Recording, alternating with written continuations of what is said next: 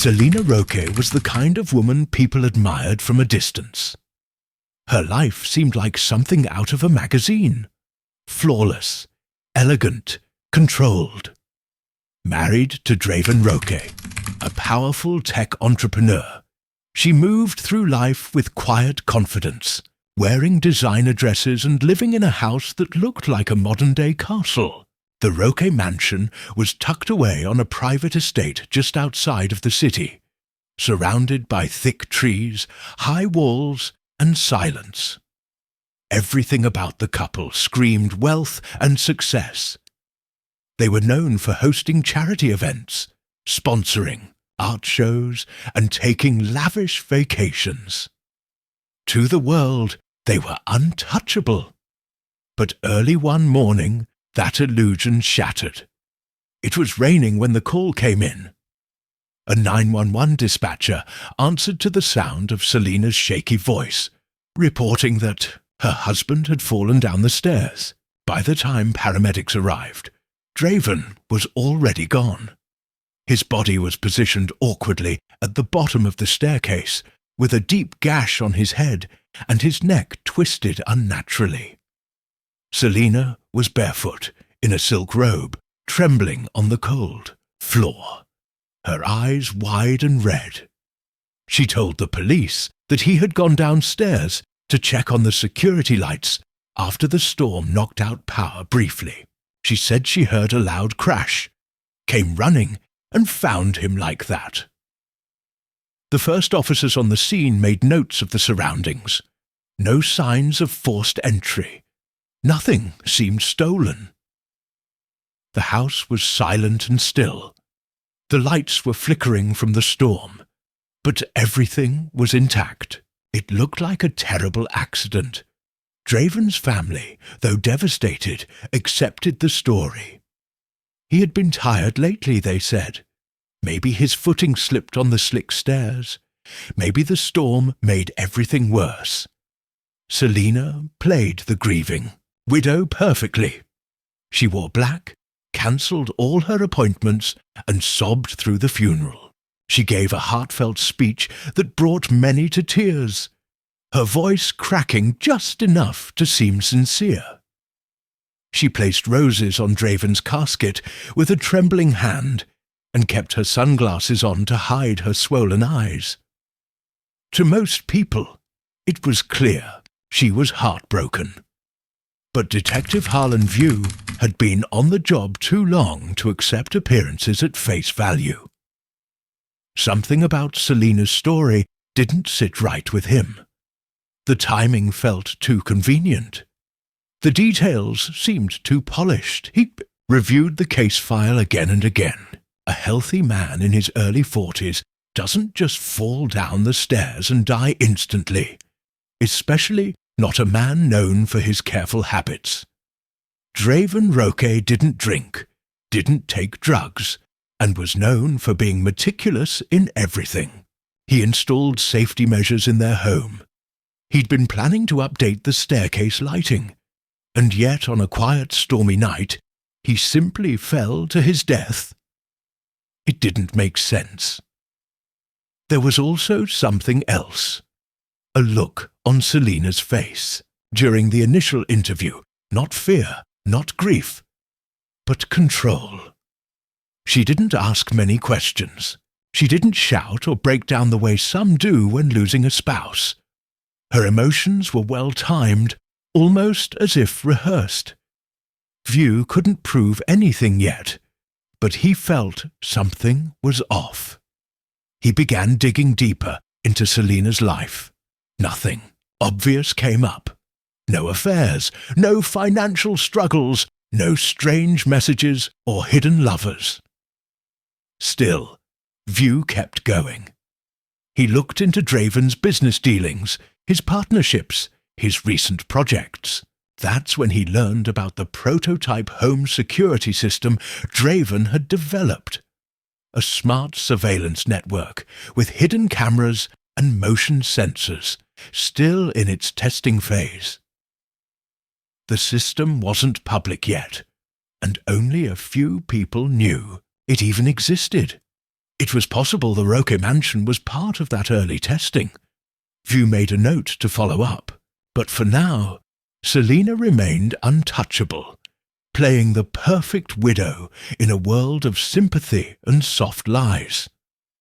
No one knew yet that beneath her calm exterior, a storm much darker than the one outside was quietly unfolding, and the truth, buried in silence, was closer than anyone realized. In the weeks following Draven Roque's death, Selina's carefully composed world began to show small but unmistakable cracks. While the community was still mourning, she appeared to be moving on with startling speed. The black dresses stayed, but the tears dried quickly. She cancelled Draven's Memorial Foundation plans, sold 2 of their luxury vehicles, and began consolidating accounts. To the outside world, she explained these decisions as practical steps to manage grief. But for those paying attention, her behavior didn't match the image of a shattered widow. Detective Harlan View, still quietly investigating the case, noticed every detail. He wasn't ready to declare the death a homicide, but Selina's actions kept tugging at his instincts. One of the first things she did after Draven's funeral was fire the estate's longtime accountant and replace him with someone new, a man from out of state with no prior experience in private financial management. That raised a red flag. The timing of the change, just days after the burial, seemed too fast, too strategic. She also began liquidating assets, including vacation, homes and stock shares, transferring large sums into a newly formed trust fund under her name alone. Behind the scenes, View brought in someone who didn't officially exist on the department's payroll, Marlo Vex, a highly skilled private investigator with a background in digital tracking and financial surveillance. View knew Marlo worked quietly, without leaving trails, and was especially good at noticing patterns others missed. Marlo's first step was tracing Selina's financial activities from the past year. What he found was alarming. There had been discreet attempts to open accounts in the Cayman Islands and Switzerland. 2 real estate properties in another state had been purchased in cash under a shell company that could be linked back to Selina through a complicated web of names. It wasn't just about money, though. Marlo discovered something far more unsettling. Just weeks before Draven's death, Selina had reached out to a known digital cleaner. The cleaner, based in Eastern Europe, specialized in erasing traces of online activity, browsing history, surveillance footage, and even social media trails. The contact was brief, and no transaction could be proven. But the communication was enough to suggest she was planning something that required a digital footprint to disappear. All the while, Selina continued playing the part.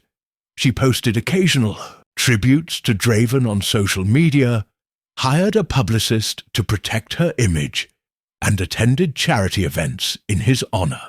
But those closest to the couple began to sense a change. Friends who tried to visit her were met with polite but firm refusals. She was either not home or taking time for herself.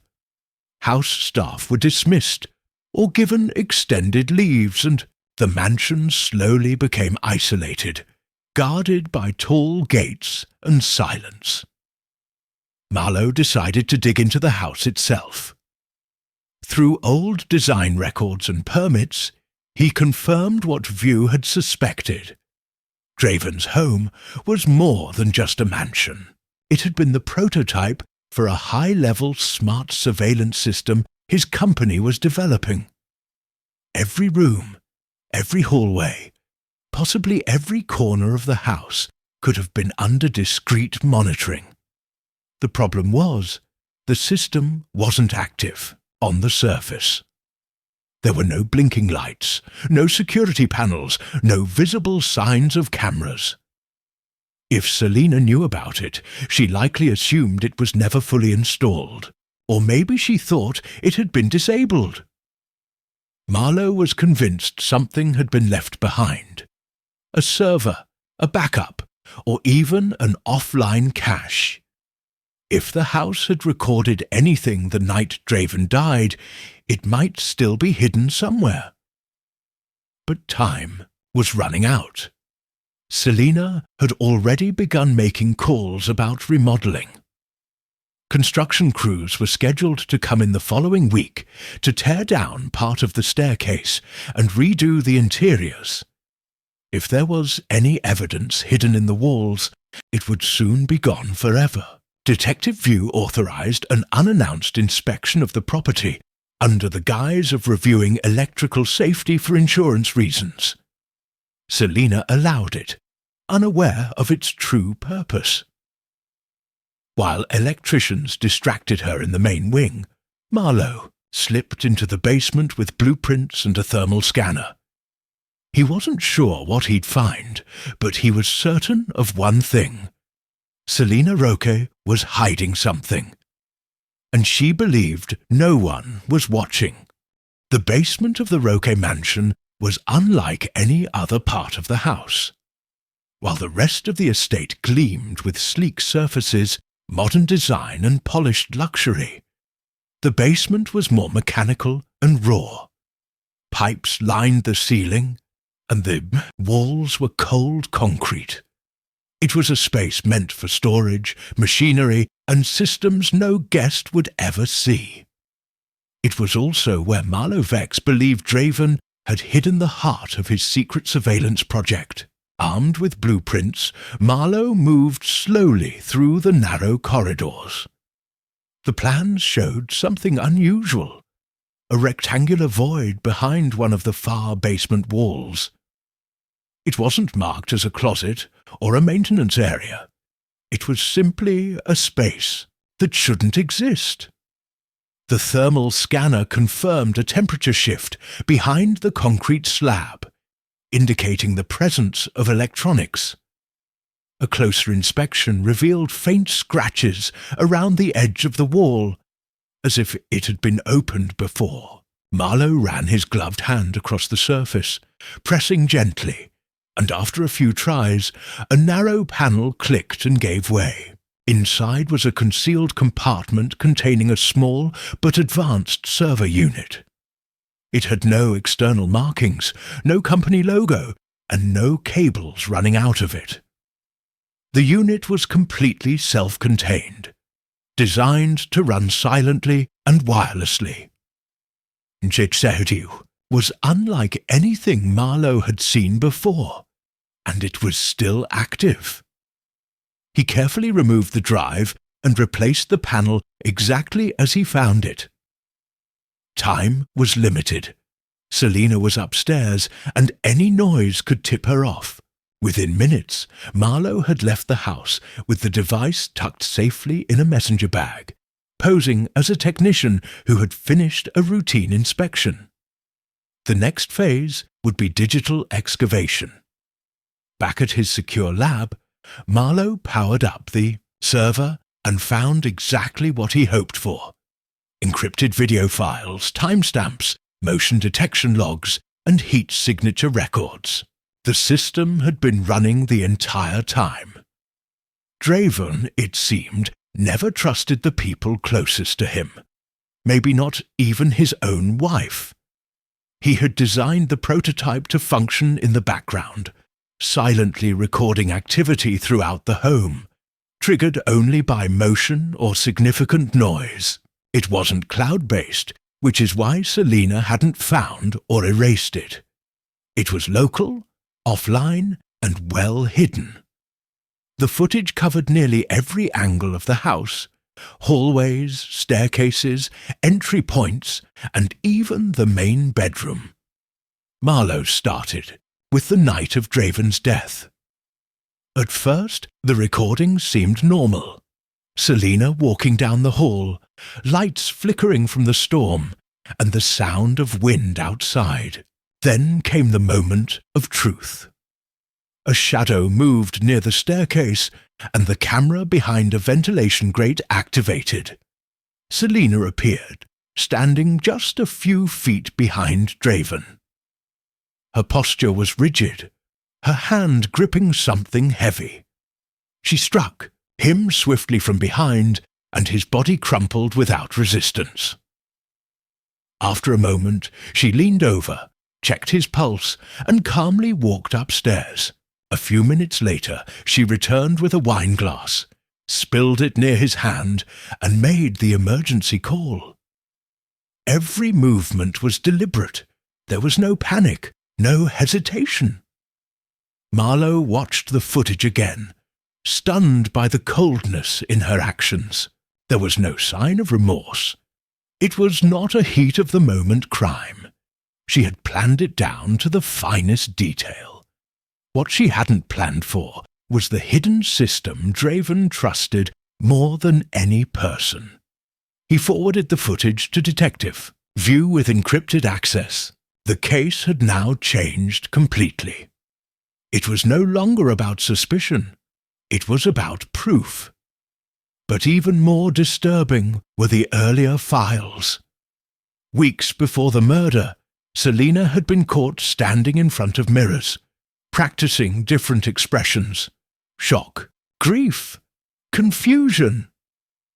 She had studied how her face looked when she cried, and had deleted browser history related to grief reactions. The system caught it all.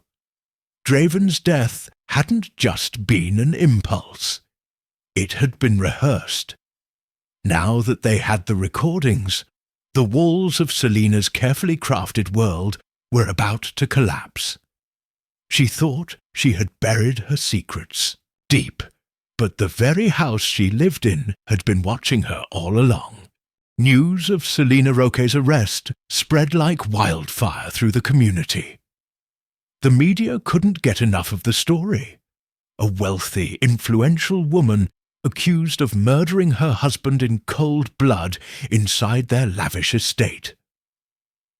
Headlines splashed, her name across every screen. Socialite wife caught on hidden camera committing murder. Her face, once associated with elegance and charity galas, was now plastered on tabloids beside chilling phrases like "the perfect crime" until it wasn't. The prosecution worked swiftly. With the video evidence in hand, they had an airtight case. But they knew better than to underestimate Selina. Her legal team was formidable. Top-tier attorneys who had pulled off miracle verdicts for high-profile clients. Within days, they began attacking the footage, claiming it was doctored, questioning the legality of how it was obtained, and arguing that Selina had no knowledge of the system's existence, making the recording a violation of privacy. But the foundation of their argument crumbled when Marlowe Vex produced technical documentation signed by Draven himself. The system had been installed legally, registered under a patent filed months prior, and operated under a private property clause that gave the homeowner full authority. Since Draven was both the victim and the creator of the surveillance network, the footage was deemed legally admissible. The court had no choice but to allow it. As Selina sat in her cell awaiting trial, the reality of her situation began to unravel her carefully guarded composure. She had always controlled every aspect of her life: her appearance, her finances, her marriage. Now she had no power. Her phone was gone. Her legal team was limited in what they could shield her from, and her public image had been reduced to a villainous caricature. Inside the quiet of the detention center, Selina finally confronted something she had never allowed herself to feel: fear. Detective View, meanwhile, wasn't ready to relax. Something still bothered him. The murder, though premeditated, had elements that didn't fit neatly into the timeline. Why had Draven not confronted Selina if he suspected betrayal? Why hadn't he used the surveillance system to protect himself more actively? The more View dug, the more he realized that Draven had known more than he had let on. In a sealed envelope, found in his office desk, View discovered a letter addressed to himself. In the letter, Draven confessed that he feared for his life. He had seen warning signs in Selina's behavior and felt isolated in his own home. But he hadn't gone to police earlier because he wanted proof. Irrefutable, time-stamped, unemotional proof. He knew Selina would never confess. So he relied on the one thing she couldn't manipulate. The hidden eyes and ears he built into the mansion. The letter ended with a chilling line. If you're reading this, it means she finished what I always feared she would.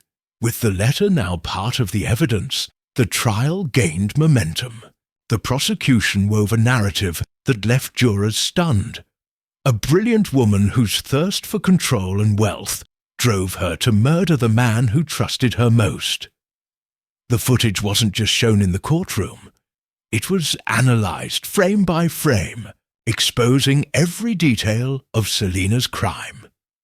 The calculated placement of the wine glass, the delayed 911 call, the rehearsed expressions of grief. The jury watched it all in silence. Selina's defense team grew more desperate. They shifted strategies mid-trial, suggesting that Draven had been emotionally abusive, implying that Selina acted in a state of psychological distress. But the claim collapsed under the weight of the evidence. No sign of abuse was ever reported. No psychological evaluations supported their argument. By the third week, the courtroom could feel the inevitable approaching. Selina herself stopped reacting. Her posture stiffened, her gaze fixed on the floor, her once charismatic aura reduced to that of a shadow. The jurors avoided her eyes. The woman who had once believed she could outthink everyone, who calculated every step of her husband's murder, now sat helpless as the truth unfolded around her. She didn't realize it when she swung that sculpture. But from that very moment, the house had been recording her downfall. Every frame, every movement, every lie. Justice was no longer a question. It was only a matter of time. The final day of the trial arrived under grey skies. The courtroom was packed with journalists, legal observers, and members of the Roque estate staff who had once admired Selina. Now, they watched her in silence. Dressed in a tailored black suit, her hair pulled back in a tight knot, Selina Roque sat still, her face unreadable. She had maintained a cold dignity throughout the proceedings, but cracks had begun to show. Her skin was paler, her eyes dull. The woman who once commanded every room she entered now looked like someone awaiting a verdict not just from the court, but from fate itself. Detective View watched from the back row. He had seen many cases in his career, but none like this. Selina hadn't just committed murder. She had built her crime like an architect designs a building. Every step had been calculated, from the bare clean-up to the fake grief, to the manipulation of finances after Draven's death. But in the end, what she couldn't calculate was technology that didn't need permission, emotion, or bias. A machine had caught what no one else could. The jury returned after just 5 hours of deliberation. That was all it took. The courtroom, fell silent as the foreperson read the verdict. Guilty of first-degree murder. Selina didn't flinch. She didn't cry or gasp. She only lowered her eyes as if she already knew. Her fate had been sealed the moment the footage played on that courtroom screen. The moment the lie she had lived for months shattered into undeniable truth.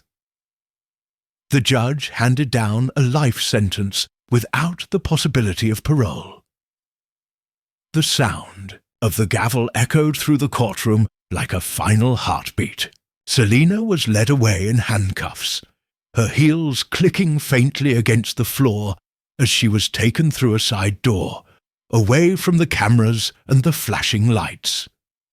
The woman who had once been the center of high society was now just another inmate, stripped of her titles, wealth, and identity.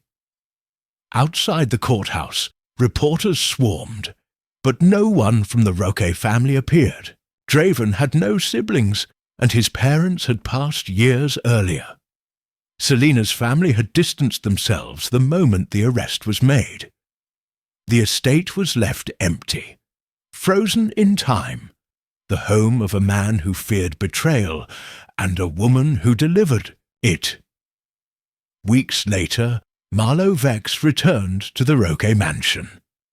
The property had been seized during the investigation and was scheduled for auction. The house stood in eerie silence, its grand halls and expensive decor untouched. He walked through the rooms one last time, reflecting on the strange intelligence of the home's hidden system. A creation that had been meant for innovation and progress had ended up serving justice. In the main hall, the bronze sculpture still sat on a glass pedestal, cleaned, restored, and placed back by crime scene technicians. It was now a symbol of the crime that had stunned the country. The very object used to end a life now stood in plain sight, quiet and polished, as if waiting for its next chapter. In prison, Selina Roque adjusted to her new life poorly. The silence of her cell was, unlike the silence of her estate, it was cold, empty, and unforgiving. She was no longer special, no longer admired. Her name evoked horror now, not envy. Fellow inmates kept their distance, not out of fear, but disdain. The guards treated her like everyone else. The reality had finally hit. She had not just lost her freedom, but everything she ever thought defined her. And yet, the most haunting part wasn't the confinement or the isolation. It was knowing that she had been watched. Every move she made during those critical days, recorded by the very house she called home. Draven hadn't left behind a letter or confession. He had left something far more powerful, a silent witness that never blinked, never forgot, and never lied. Selina once believed that she could erase the truth and build a new future. But in the end, the past had been preserved, second by second, in digital clarity. And that truth had spoken louder than she ever could. The perfect crime had failed because the house had remembered everything.